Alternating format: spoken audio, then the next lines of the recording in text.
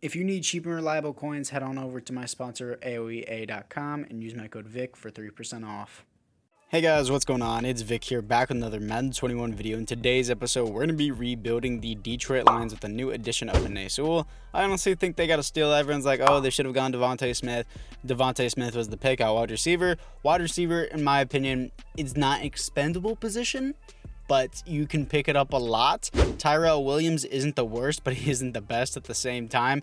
Jared Goff's only weapon is TJ Hawkinson, but at least he gets protection behind him, even more protection before. So anyways, guys, other than that, it's time to move into the team. So this is the overlook of the team, obviously. And DeAndre Swift, I don't know if I'm going to keep him this entire time. I'll probably pick up a free agent, but I'm not going to be doing early trades like I usually do just to keep it realistic. Penei Sewell, I gave him a superstar development because he's supposed to be a really, really great offensive tackle, obviously. And I'm trying to think right now. I want to move this defense into a 4-3 defense. And I also found out that Cincinnati's defense is apparently the best for 4-3s, and Baltimore Ravens defense is the best for 3-4s, is what I've been told. So I'm going to be trying this today. Maybe it will work, maybe it won't. I like this better in 4-3 than I do 3-4 because our linebackers overall just really, really suck. So anyways, guys, it's time to move into the midseason mark. Here we are at the midseason mark, coming off a win to the Indianapolis Colts, and looking into it, we have a breakout player, Alex Anzalone, or Anzalone, however you want to pronounce it. I'm not even going to bother looking into it to the next week.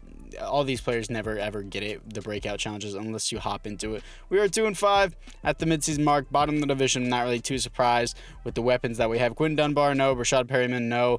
Anzalone, no, unless he gets the dev up.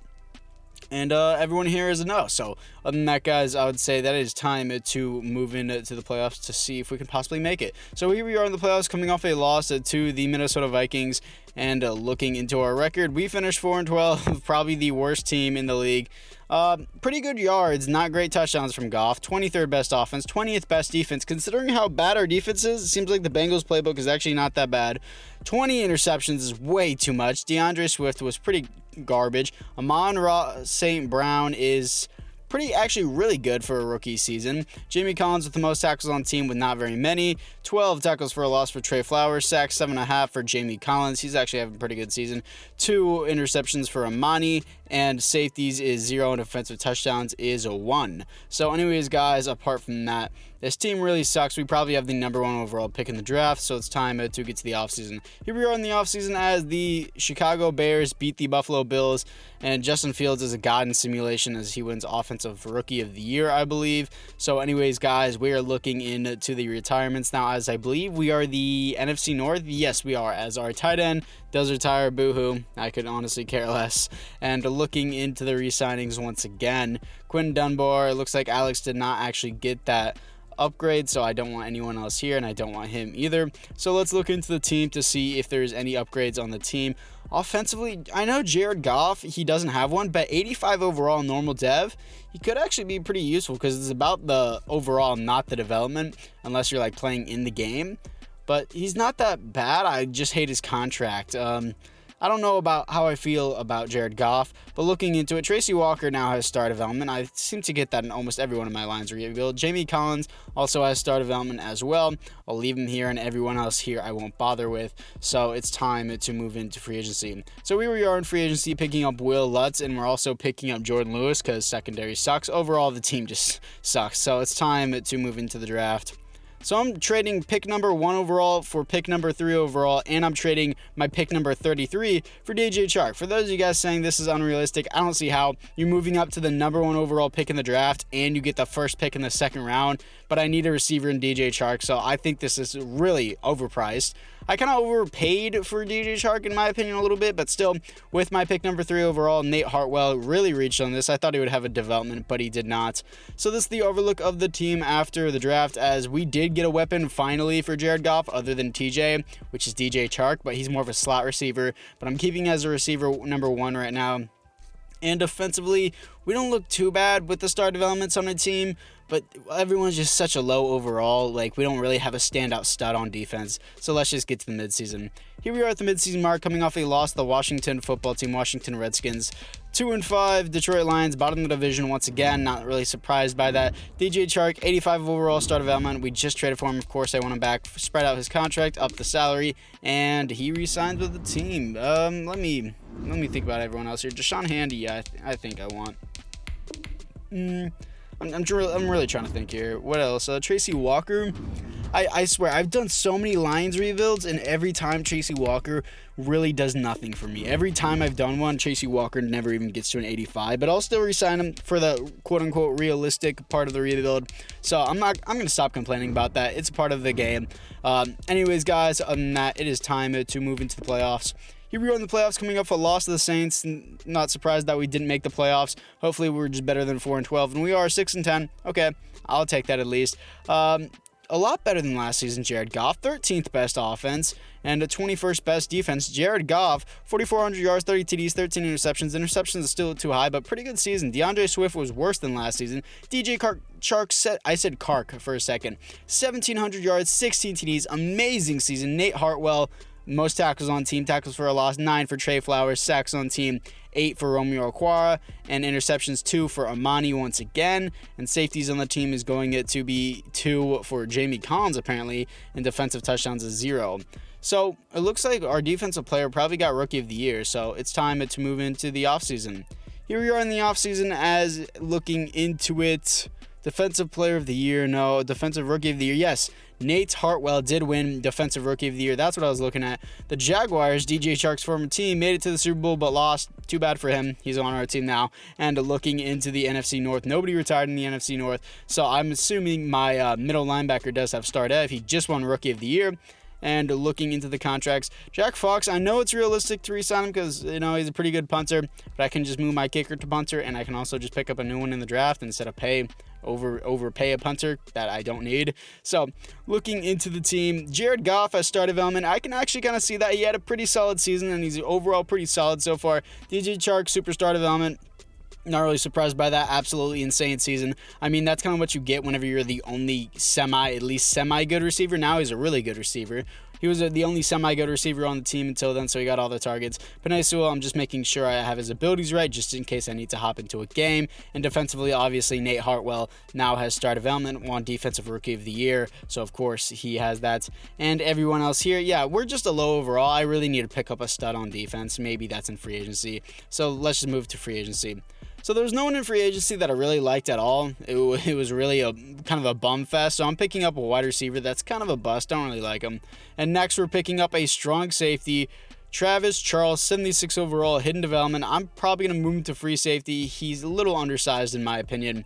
Travis Charles is only 197 pounds. I want my strong safety to be at least 205. So I would definitely put him at free safety instead. I mean, yeah, you can debate that, but I don't really care. Either way, defense, again, it looks good in terms of development-wise. It just doesn't have a high overall. So let's get to the midseason. Here we are at the midseason mark, coming off a win to the New York Giants. And looking into it, we are 5-2, actually. Second in the division behind the 5-2 Green Bay Packers. So we're actually having a great season so far. And looking into it, Frank Ragnow now. Okay, that's an interesting term. 90 overall star development. Of course, I want him back. Spread out the contract, up the salary. He resigns. TJ Hawkinson, 88 overall star development. Former first-round pick. Of course, I want him back as he resigns. Michael Brockers, I don't know. 31 years old, 82. I would like to see how he regresses before I give him a contract. Romeo Okwara has actually produced a pretty solid amount of sacks for being an 81 overall, so I would keep him around. A bit pricey for a normal development, but I'll keep him around. And looking into it, Tavai, I don't know how you say his last name. Please let me know down below. I'm pretty sure it's Tavai. And Jamie Collins is a 74 star. Jamie Collins has been putting up numbers. He's just really, really old. So it's time to move into the playoffs. Here we are in the playoffs, coming off a win to the Bears. No way, we got a first round bye. 12-4 top of the division. Yeah, that's actually insane. Jared Goff had a pretty good season. And is that MVP? No, I didn't think so. But fourth in the race for MVP. Pretty good overall. Bet the Rams are missing him now. And looking into it, 9th best offense, 16th best defense. I'm liking my playbooks.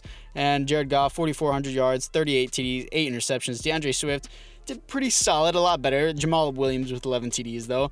Amon-Ra St. Brown, 1,000 yards, 9 TDs. DJ Chark's almost 1,000 yard, 11 TDs. Defensively, Nate Hartwell with 119 tackles for a loss. 11 for Levi, I don't even know who that was. And sacks 6 for Romeo Okwara. Only 6, not getting much pressure. 5 interceptions for Nate Hartwell, having a great season actually. Safeties is 0 and defensive touchdowns is 1 for Jordan Lewis. Okay. Overall, really good season, especially for Nate Hartwell. I'm really surprised that it was only normal development in the draft because he seems to be putting up a lot of numbers. He'll probably progress really quickly. I was almost about to simulate to the offseason, so let's just simulate this wildcard round to see who we're going to be facing the divisional. The 9-7 New Orleans Saints versus the 12-4 Detroit Lions. Let's see who's going to win this. And probably, yeah, come on. Okay, that's cool. We get blown out 31-10 because that's just Madden's logic. I always lose whenever I'm a high overall with a first round bye. So this is not the overlook of the team. This is the offseason 28-21 Colts versus Falcons. Looks like Nate Hartwell also won Defensive Player of the Year, and Offensive Player of the Year was Jared Goff. Wow, actually, that was actually really surprising. And looking into the retirements in the NFC North, nobody retired once again in the NFC North. So let's look into the contracts. Michael Brockers, how hard have you regressed? You went from an 80 to an 81, but you were asking a high price for someone that's regressing, and I could probably look for someone just as good as you or even pick you back up in free agency on a cheaper deal. So I'm just not interested. Jared Goff, Offensive Player of the Year, of course he's gonna get a dev up as he goes to Superstar. And looking into it, I want to start the Scott guy, my former first round pick. Tyrell Williams has been regressing ever since we started this. Y'all cut him and save like $2 million in cap. I'm gonna cut him. It's a realistic move just because I cut him and he was regressing ever since we started. And Jamie Collins, he was like an 81, now he's a 71, and I'm clearing like $7 million in cap by just cutting him. And looking into it defensively, oh wow, okay, Travis Charles is Superstar X Factor, that's useful. And why did Nate Hartwell not? I'm giving him Superstar. You guys saw it for yourself. You guys can go back in the video. Dude had Defensive Player of the Year and you're not going to give him a dev up. What kind of crack are you smoking? Superstar development, definitely want him as he is now a Superstar development player. You cannot argue that does not deserve a dev up, winning a award, an Offensive Player or Defensive Player of the Year. I mean, Jared Goff got it, why can't he get it? So anyways guys, apart from that, I would say that it's time to move into free agency. Here we are in free agency, picking up Yannick Ngakoue, who I'd much rather have than Michael Brockers. Paid him big. Kareem Hunt because DeAndre Swift does nothing. And Darius Slayton because I would need a wide receiver too. So let's just move into the draft. So here we are in the draft, picking up an outside linebacker to replace Jamie Collins. RD2 overall is higher, and he actually will progress. Normal development. But anyways, guys, let's get back to the team. So here we are with the overlook of the team after the draft, and I've just noticed throughout this entire rebuild, I really haven't touched the offensive line this entire time. Probably should have fixed the right guard. But defensively, the linebacking core is... it's not that great, honestly. But looking into it, the defensive line, in my opinion, has improved with Yannick Ngakoue. So other than that, guys, let's get to the midseason mark. Here we are at the midseason mark, coming off a loss to the Chiefs. No surprise there, it's the Chiefs.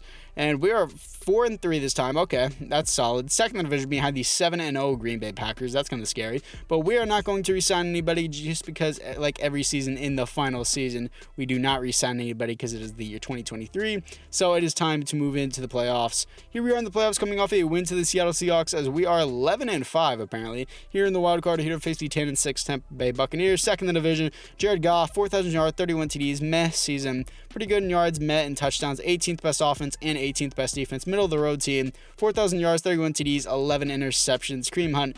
So I would have liked more numbers for an overall like that. 1,300 yards, 11 TDs for DJ Chark. Defensively, Nate Hartwell.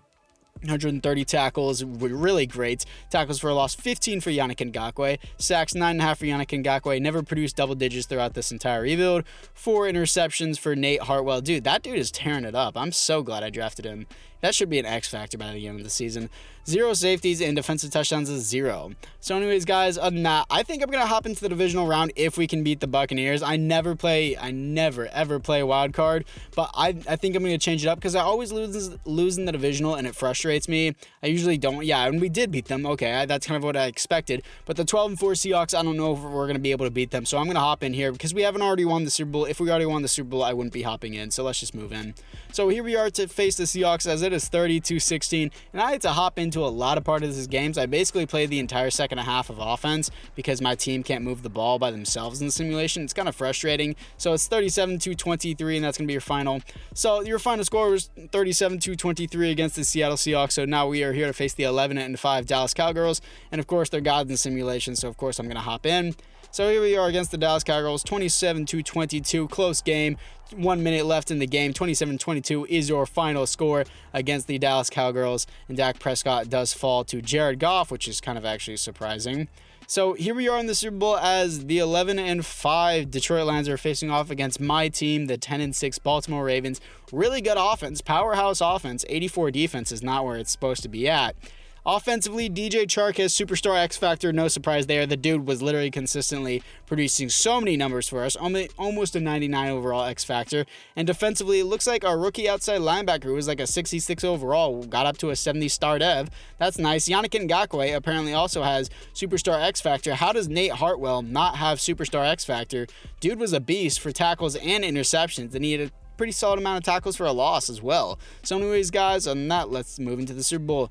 Here we are in the Super Bowl as it is in the second quarter, 6-0, now 6-3 against the Ravens, 9-3 against the Ravens. And I'm just going to be simulating this because we seem to be doing okay. 9-13, I might need to hop in for an offensive drive, I don't know. No, 15-16 actually. It's going to be close. 21-16, can we hold them? Yes, we can. 21-16 is your final score as the Detroit Lions win a Super Bowl. I don't think anyone would ever say that in their entire lifespan, the Detroit Lions winning a Super Bowl. So anyways, guys, let's get to the MVP. Your Super Bowl MVP is ironically Jared Goff, 313 yards, 1 TD, 1 interceptions, and 60.9% completion rate. Nice. And I wouldn't think it would be Jared Goff, honestly. So this is the overlook of the team after the Super Bowl, as this was finally a successful rebuild. I think I went like 3 or 4 rebuilds in a row where I wasn't successful and didn't win the Super Bowl, but I'm really surprised that Jared Goff was our quarterback all the way through this. His contract is really bad. I would usually dump it, but I'm really glad that I kept him, and I'm really happy with this realistic rebuild. Only trade I made was DJ Chark, I believe, so I don't think people should get too mad about me. So just let me know if this was realistic enough for you. So anyways, guys, other than that, I'll see you guys all in the next one.